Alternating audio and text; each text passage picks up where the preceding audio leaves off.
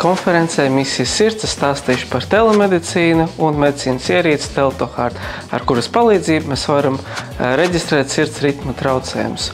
Pārsitieni, pātrināta sirdsdarbība, cita veida aritmijas ir viens no biežākajām sūdzībām, ar ko pacienti vēršas pie kardiologa.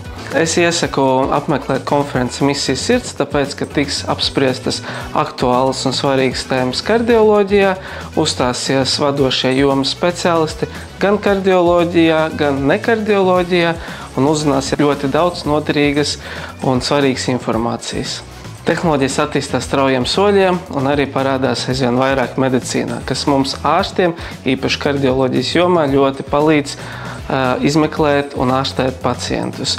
Viena no ierīcēm ir TeltoHeart, kas mājas apstākļos jau mums pierakstīt 6 nodījumu kardiogrammu, tādējādi gan speciālists, gan ar laiku arī ģimenes ārsts varēs monitorēt pacienta ritmu, viegli attālināt jebkurā vietā, kur ir pieejams internets un dators. Mans ieteikums, kā uzlabot savu kardiovaskulāro veselību, ir veselīgs uzturs pēc vidusjūras dietas pamatprincipiem, fiziskas aktivitātes, gan kardioslodze, gan arī spēka vingrinājumi, un ļoti svarīgi ir kvalitatīvs miegs.